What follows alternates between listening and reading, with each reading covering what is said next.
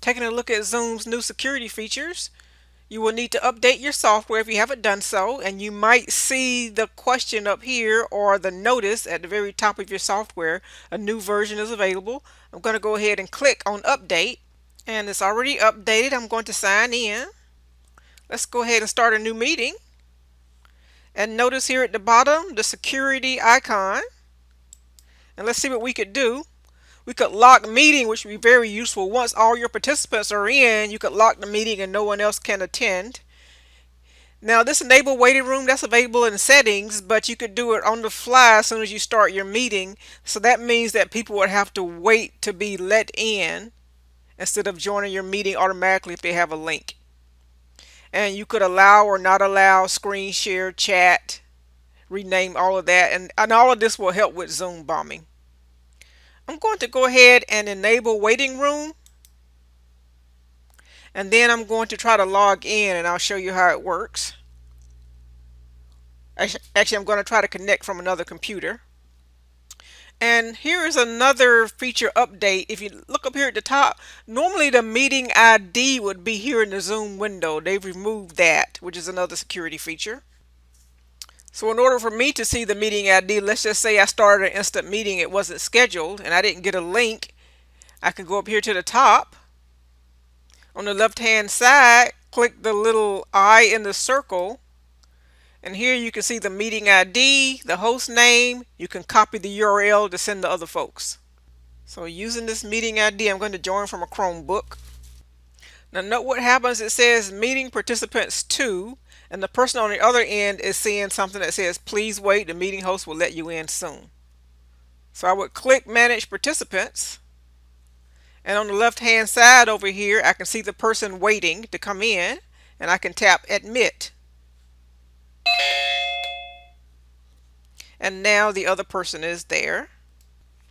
Now let's say you have a participant who's being disruptive. I clicked on manage participants, and here are my 2 participants. That's me. So I could click more next to their name, and I could remove, or I could put in waiting room. Let's put them in waiting room. That takes them out, but I could easily add them back. Notice they are waiting now.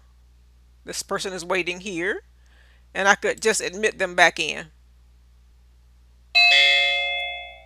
And now they're back in the meeting. But with security feature, you might be a little bit faster. Let's say you got a lot of people who are being disruptive. You can go to security, remove participant, and now all the participants have a remove by their name. So it's just less clicking. You can hit remove, remove, remove for all the unruly participants. And I'm going to hit cancel over here on the bottom. Now everyone already is muted and have their cameras turned off. So let's go to one and turn on sound and camera, and then see if we can turn that off. So note I have one of the participants who turned on the camera, but let's say I don't want the camera on. So let's go back to manage participants, and for the person who has the camera on, I'm going to tap more and stop video. Let's go ahead and try the lock meeting feature, and I'm going to try to access the meeting from another computer. Notice what it says, you lock the meeting, no one else can join. So on this computer I'm going to do join a meeting. Notice what it says, this meeting has been locked by host. Now besides just these security features, you can go to your advanced settings. I'm going to go ahead and end this meeting. End meeting for all. Let's go to settings, view more settings, and we have a lot of features we can turn on and off. And these are some of the ones you might want to look at to keep your meetings a little safer. You probably don't want to allow join before host. You don't want to automatically use your personal meeting ID. Now you may or may not want to use this one, only authenticated users like people in your network or people who have the software. But I'm going to let other people join. You can require a password. You could mute the participants as they come in. You could allow or not allow chat. You could allow or not allow file transfer, because file transfer could be a problem if someone's trying to send you a virus or something else malicious. You may or may not want to let people share their screens, and you could always add this feature later. You can disable the desktop sharing. You could disable annotation. All of these will make your Zoom meeting more secure.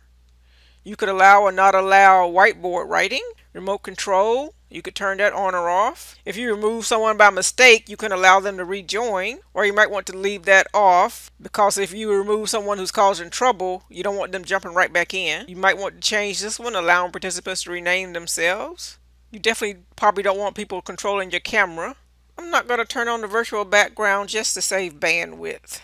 This will allow you to see who are guests, someone outside of your network. You probably don't want to turn on the auto answer. Here is the waiting room feature that you could turn on in settings.